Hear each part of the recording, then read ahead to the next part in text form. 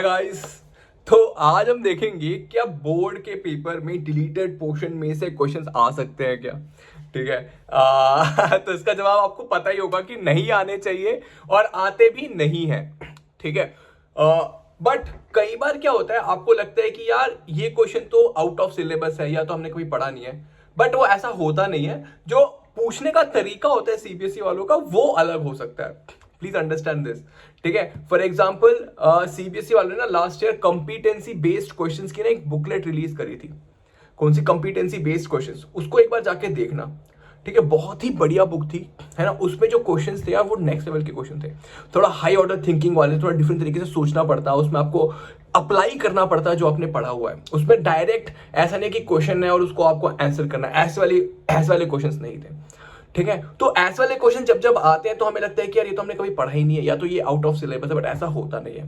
ठीक है। And by गलती से अगर मान लो कोई ऐसा डिलीटेड क्वेश्चन आ भी गया तो what they will do is they will give you a bonus mark, मतलब ग्रेस मार्क्स दे देते हैं, बोनस मार्क्स दे देते हैं अगर कोई क्वेश्चन आउट ऑफ सिलेबस आ जाता है तो। ठीक है। तो यह सीबीएसई रिलेटेड क्वेश्चंस नहीं आते। हाँ, हैविंग सेड दैट, अब बच्चे पूछते हैं कि सर तो हमें करना क्या चाहिए, कि किस तरीके से फोकस करना चाहिए। देखो, I would tell you have to focus starting से ही ना। पहले तो प्रीवियस ईयर क्वेश्चंस देख लो एक बार, जो भी चैप्टर आप पढ़ने वाले हो, उसकी लाइफ प्रोसेस पढ़ने वाले हो। So watch the previous year questions of that chapter start करने से पहले। तो आप जैसी क्वेश्चन में देखो ना, आपको कुछ समझ नहीं आएगा, बट आपको आइडिया लग जाएगा कि यार इंपॉर्टेंट टॉपिक्स कौन से हैं।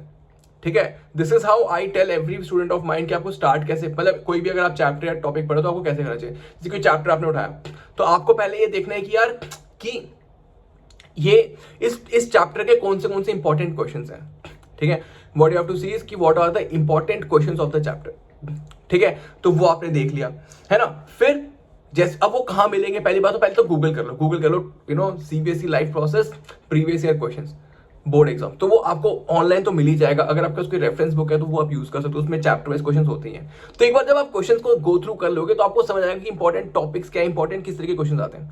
तो instead of studying and then answering the questions जो पेपर में आते हैं उसको पढ़ लो, तो आप समझ लो आप रेलेवेंट चीजें पढ़ाई करोगे। तो वो सबसे पहली चीज है। दूसरी चीज होती है बेटा, स्टडी फ्रॉम द कॉन्सेप्ट को अच्छे से समझ के पढ़ो। आपको पता ही है, इस बार भी उन्होंने बोला है कि कंपिटेंसी बेस्ड क्वेश्चंस ज्यादा होंगे, मतलब एनालिटिकल क्वेश्चंस ज्यादा होंगे rather than रट्टाफिकेशन वाले क्वेश्चन। बहुत सारे बच्चे मुझे कहते हैं कि सर आप डेफिनेशंस नहीं बताते। भाई डेफिनेशंस आते ही नहीं है पेपर में, तो आपको बता के फायदा क्या है। तो आपको किस तरह से तैयारी करनी है यार, पहले प्रीवियस ईयर क्वेश्चंस कर लो। ठीक है। देखो उनको, फिर चैप्टर को पढ़ो। यूट्यूब पे वीडियोस पढ़िए हमारी, मतलब बहुत सालों से पढ़ा रहे हैं हम। ठीक है। तो आप यूट्यूब पे आपको इतनी सारी वीडियोस मिलेंगे, आप उसको देखो, उसे समझ लो, फिर उसके बाद दोबारा उस क्वेश्चन को अटेम्प्ट करो। बस अब इतना ही करते जाओ and you will be sorted for your game, है ना। मतलब और ऑब्वियसली बात है, ऐसे एंड में जाके मत करना, स्टार्टिंग से ही लगे रहो, यूनिट टेस्ट पे फोकस करो and make a time table बनना बहुत ही ज्यादा जरूरी है। ठीक है। हम हमेशा बच्चों को कहते रहते हैं कि यार अपना शेड्यूल बना के चलो। ठीक है बेटा। आई नो शेड्यूल बनाना बहुत बोरिंग लगता है, बनाने के बाद आप कई बार फॉलो नहीं कर पाते, बट ये सबके साथ होता है। बनाओ, नहीं फॉलो कर पा रहे दोबारा बनाओ, दोबारा नहीं फॉलो कर पा रहे और दोबारा बनाओ, मतलब उसको थोड़ा चेंज करते करते करते करते have a set time table in your mind.